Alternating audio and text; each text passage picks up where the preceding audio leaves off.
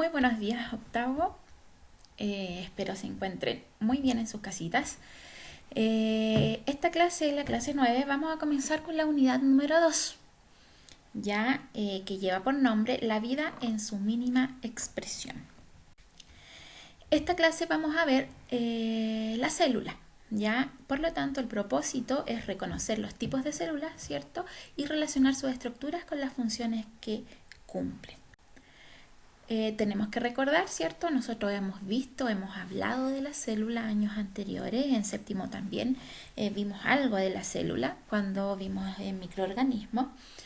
Y como dice ahí, vamos a recordar que todos los seres vivos, independientes de qué tan parecidos o diferentes sean, comparten una característica, ¿ya? Y esta es que están formados por una o más células, ¿ya? La célula entonces es la unidad mínima de la materia viva, ¿ya? Eso quiere decir que es lo mínimo que debe tener el organismo para ser un organismo, un ser vivo, ¿ya? Por eso dice que es la unidad mínima de la materia viva, la que realiza entonces todos los procesos vitales de un organismo. Ya, es ella la que trabaja para llevar a cabo todo, por ejemplo, el metabolismo que poseemos. Por ello, puede constituirse por sí sola como un organismo unicelular, ¿ya? O también se puede agrupar con otras células formando un organismo pluricelular. Y aquí tenemos ejemplos, ¿ya? De organismos unicelulares como algunas algas, ¿cierto? Unas microalgas. Tenemos protozoos, existen hongos también.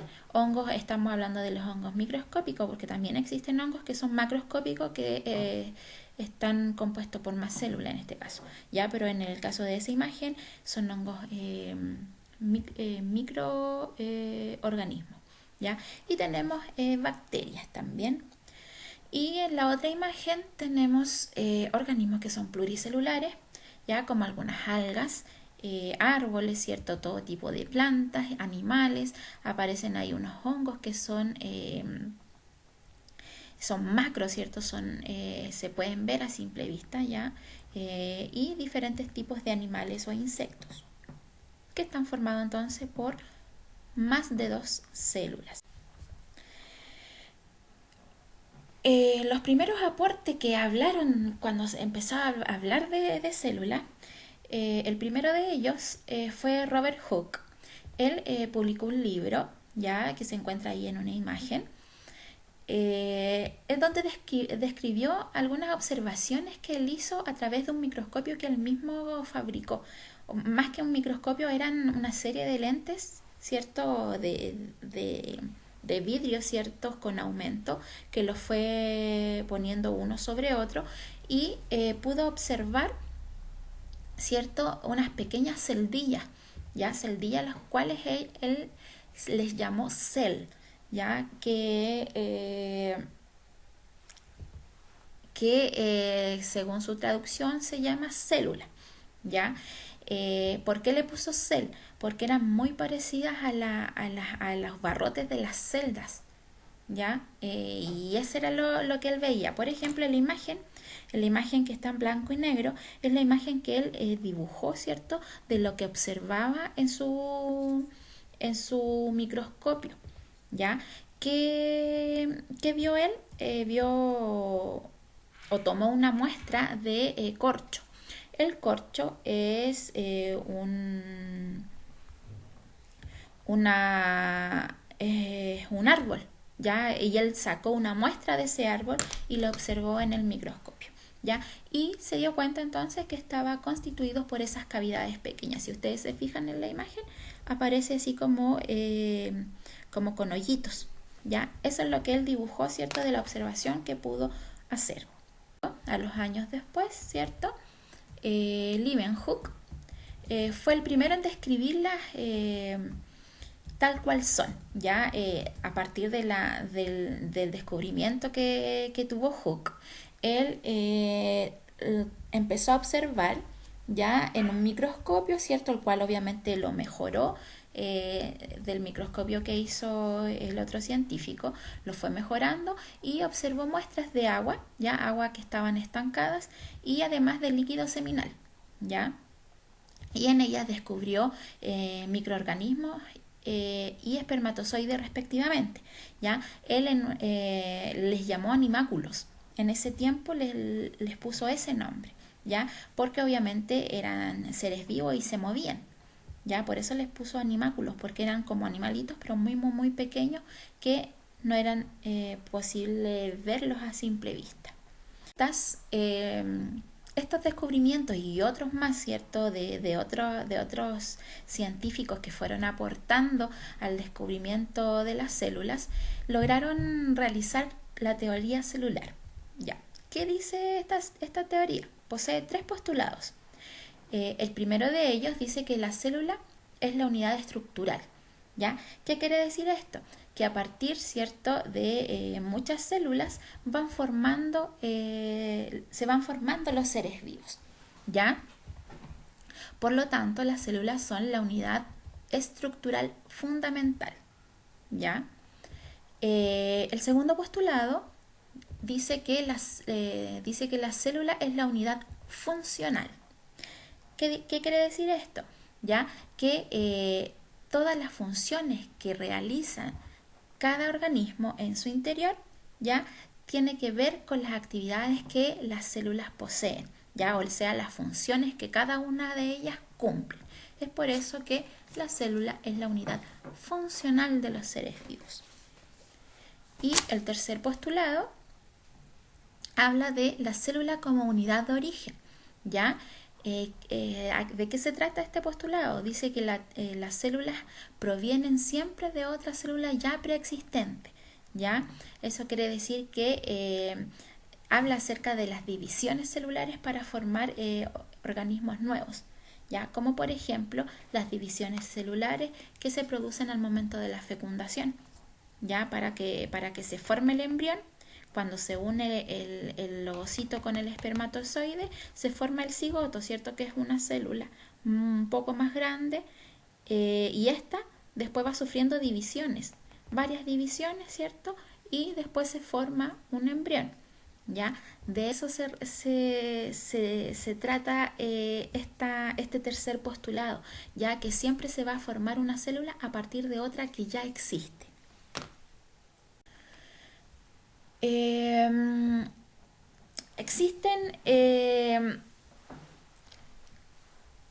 Existen tipos de células, ya tienen formas diversas, ya, y además algunas tienen estructuras internas diferentes, ya. Sin embargo, todas comparten ciertas características, ya. Y obviamente una de ellas es que son todas muy pequeñas, que no son visibles a simple vista, ¿ya? Y las estructuras que tienen en común estas células son las que allí aparecen. Poseen una membrana plasmática, ¿ya? Que es una cubierta, ¿cierto?, que rodea la célula y la separa del medio externo. Esta membrana permite el intercambio, ¿cierto?, de sustancias que la célula necesita o que la célula desea transportar, o la célula transporta a otra célula que sí la necesite, ¿ya? Por lo tanto, esta membrana es selectiva. ¿Qué quiere decir esto? Que se va a abrir o se va a cerrar ciertos canales de acuerdo a los requerimientos que ella tenga. Otra estructura que tienen en común son los ribosomas. Ya, los ribosomas es un organelo de la célula que participa en la síntesis de proteínas. Todas poseen material genético o ADN, ¿ya? Esa es la información que se hereda de una célula a otra, ¿ya? Y determina las características de la célula y además regula, las funciones que ella debe realizar. Y otra estructura que poseen en común todas las células es el citoplasma, ¿ya? El citoplasma es el medio interno de la célula, ya que está compuesto por partículas de agua, ¿cierto?, algunos iones o algunas moléculas también, ¿ya? el citoplasma rodea todas las otras estructuras que poseen las células. Pues, tenemos dos tipos de células. La primera de ellas son las células procariontes. ¿Ya? Lo más importante o por lo cual se caracterizan las células procariontes es que no poseen un núcleo definido. ¿Ya? Por lo tanto, el material genético se encuentra esparcido en el citoplasma, ¿ya? En una zona que se le llama nucleoide, pero no es un núcleo. Las células procariontes son organismos unicelulares, ¿ya? Los más conocidos son las bacterias o las arqueobacterias. Las células procariontes son más primitivas. Ya se le dice que son células primitivas, son las primeras en aparecer en el momento que se formó la vida en la Tierra, ¿ya? Y se dice que son primitivas porque tienen mucho menos componentes, ¿ya? Y tienen una estructura mucho más básica, ¿ya? En la primera imagen de la izquierda es una micrografía de células procariontes, principalmente me parece que son bacterias. Ya si ustedes se fijan, se ven esos pelitos, son las fimbrias, ¿ya? Y a la derecha, la imagen de la derecha es una imagen, ¿cierto? De las partes que tiene una bacteria, que son como las principales exponentes de este tipo celular, ¿ya? Que poseen diferentes estructuras, por ejemplo una cápsula, que es la parte más externa, ¿ya? Luego tiene una pared celular y después una membrana plasmática, ¿ya? Y tiene el citoplasma, y eso que aparece con rojito o rosado ahí al medio de la célula es el ADN o material genético. Y tenemos entonces las células eucariontes, ¿ya? Las células eucariontes se caracterizan por poseer su material genético al interior de una membrana, o sea, poseen un núcleo celular, ¿ya? Estas son de mayor tamaño que las procariontes, ¿ya? Y poseen estructuras membranosas llamadas organelos. ¿Por qué se dice estructuras membranosas? Porque los organelos o estas estructuras están rodeadas por una membrana. Ya cada una de las estructuras internas de la célula eucarionte tiene una membrana, ¿ya? Estas células, según la teoría de la simbiosis, evolucionaron a partir de una célula procarionte, ¿ya? ¿Por qué? Porque dice que es una célula más evolucionada, porque tiene más organelos, ¿ya? Y es mucho más compleja en cuanto a las funciones que cumplen en su interior. Las células eucariontes los organismos pueden ser unicelulares, ya como algunas levaduras, por ejemplo, los protozoos, que son también células eucariontes, pero son unicelulares esos organismos, ya, o también pueden formar organismos pluricelulares como los animales y las plantas. En la parte izquierda, ¿cierto? Aparece una imagen de una fotografía de un microscopio electrónico, ya donde aparecen 4 células ahí, animales, ¿cierto? Principalmente son animales, son células eucariontes, y se ve nítidamente el núcleo, así azul oscuro, ese es el núcleo entonces de la célula. Y a mano derecha ustedes pueden ver la estructura, ¿cierto? de la célula eucarionte, con cada uno de los componentes u organelos que ella posee. Cuando nosotros hablamos de célula eucarionte tenemos dos tipos, ¿ya?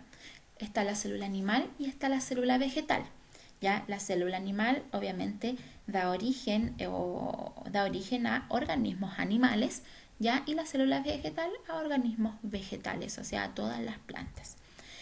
Si ustedes se fijan, la célula animal y la vegetal comparten varios organelos, pero no todos, ¿ya? Por ejemplo, veamos primero el animal. Está el núcleo, ¿cierto? Está el retículo endoplásmico, está la mitocondria. Nosotros en la otra clase vamos a ver qué función cumple cada uno de los organelos, ¿ya? Así que tienen que empezar a aprenderse los nombres.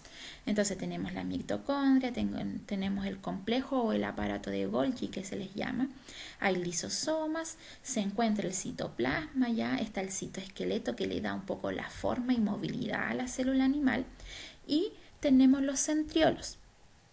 El centriolo es una estructura que solamente la célula animal posee, ¿ya? Y esta estructura, este organelo, ayuda a la célula a dividirse, ya participa principalmente en la división celular, ya cuando tienen que dividirse en dos, por ejemplo, como por ejemplo las células de la piel, ya que están en constante renovación, eh, se renuevan a partir de divisiones, ya divisiones de cada una de las células para ir creando más células.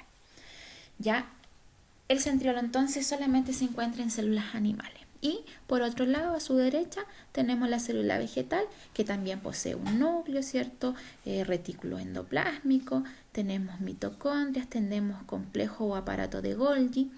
Lo que no tiene la célula, lo que tiene la célula vegetal que no posee la célula animal es una gran vacuola, que es como saquito azulino que aparece ahí, que es una vacuola central donde se encuentra principalmente agua, ¿ya? Se encuentran los cloroplastos, que es esa estructura verde que está al lado derecho, ¿ya? Ahí es donde se produce la fotosíntesis en las plantas. Y tenemos la pared celular. Aparte de la membrana, la célula vegetal posee una pared celular que la protege. ¿De qué la protege? Principalmente de la presión interna que hay en la planta por el hecho de absorber agua desde las raíces hacia la cual tiene que distribuirse a toda la planta. Por lo tanto, hay mucha más presión en las células vegetales. Por lo tanto, poseen pared celular, cosa que la célula animal no posee, ¿ya? Como les digo, la otra clase vamos a ver cuál es la función de cada uno de los organelos de la célula.